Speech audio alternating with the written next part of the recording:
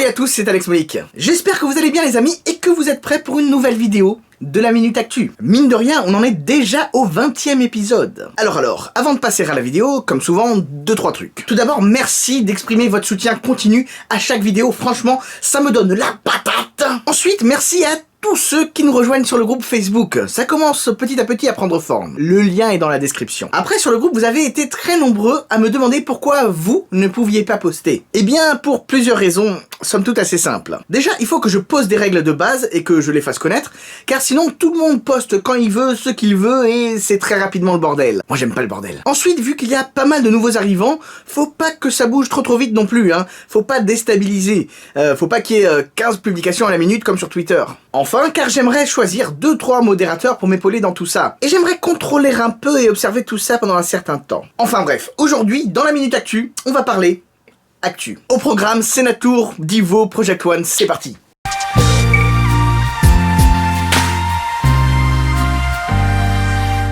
Alors, pour tout vous dire, j'avais tellement envie de vous parler de Elon Musk et de Tesla. Mais franchement, on peut limite écrire une saga de 30 livres. Genre, ça ne s'arrête jamais avec lui.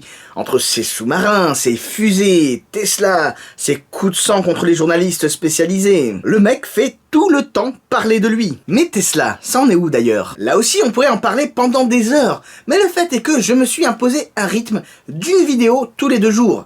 Et du coup, c'est un petit peu compliqué d'aborder les choses en profondeur ou de parler de tout simplement. Mais aussi, et surtout, Elon Musk et Tesla méritent à eux seuls leur propre vidéo.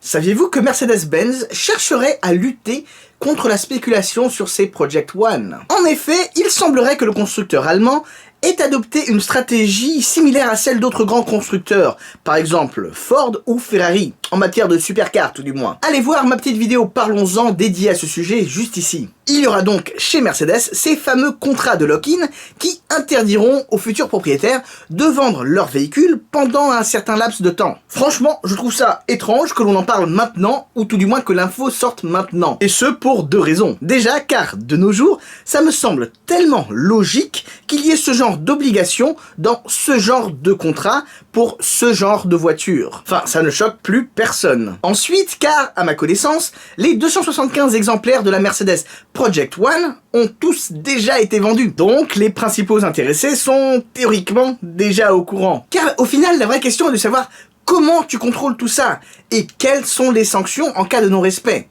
Mais bon, évidemment, ça personne ne le sait. Ah, la Bugatti Divo. Je sais qu'elle vous fait particulièrement rêver et qu'elle vous taquine un petit peu. Après tout, c'est quand même un petit peu justifié. Car depuis le renouveau de Bugatti et l'avènement de l'Aveyron, Bugatti n'a jamais commercialisé 2 modèles en même temps. Or, là, c'est ce qu'il semble faire. On a même eu droit à une petite vidéo teaser en amont de la présentation officielle à Pebble Beach, que voici.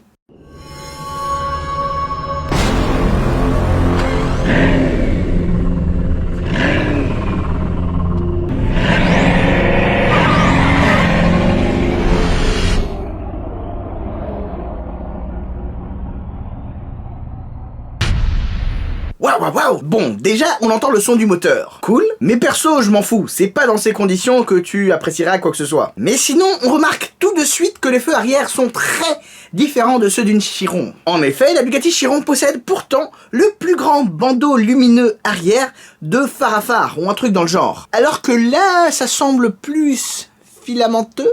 Mais surtout, moi, ce qui m'a fait tilter, c'est cette photo. Sur cette photo, nous voyons le drapeau français qui apparaît sur une sorte de petite ailette en carbone. Déjà, à ma connaissance, c'est la première fois que Bugatti revendique en fait son côté français de la sorte. Mais aussi, et surtout, ça me fait beaucoup penser à ça. Ouais, à la Bugatti Vision GT. Donc, je ne sais pas trop quoi en penser au final. J'espère juste vraiment que la Bugatti Divo n'est pas une Vision GT modifiée. Car oui, le PDG de Bugatti, Stefan Winkelmann, a déjà précisé qu'il n'y aurait que 40 exemplaires, tous déjà vendus bien évidemment, de la Bugatti Divo. Chaque exemplaire vendu pour la modique somme de 5 millions d'euros. Mais qu'est-ce qu'ils peuvent bien nous pondre?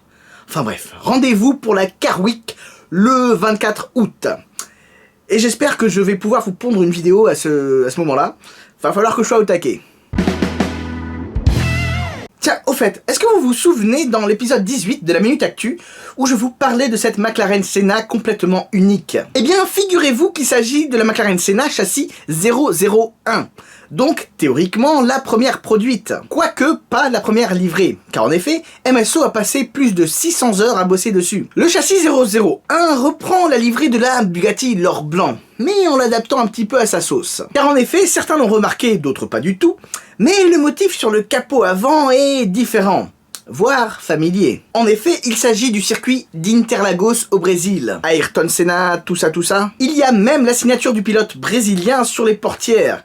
Et le repose-pied fait mention des années où il a gagné en Formule 1. En revanche, moi, ce que j'aimerais vraiment savoir, c'est qu'est-ce qui a motivé le propriétaire à choisir cette livrée spécifique, au-delà du fait qu'il doit bien aimer. Personnellement, j'aime bien comprendre les raisons derrière des détails aussi croustillants sur une voiture. Pas vous? Eh bien, figurez-vous que cette McLaren Senna un petit peu inhabituelle a fait, pour ses premiers pas, un petit road trip des familles qui l'a emmené de Londres au circuit Paul Ricard dans le sud de la France, où se tenait un événement privé qui s'appelle Pure McLaren Experience. En plus, elle n'était pas toute seule, car il y avait quand même 3 autres McLaren Senna avec elle.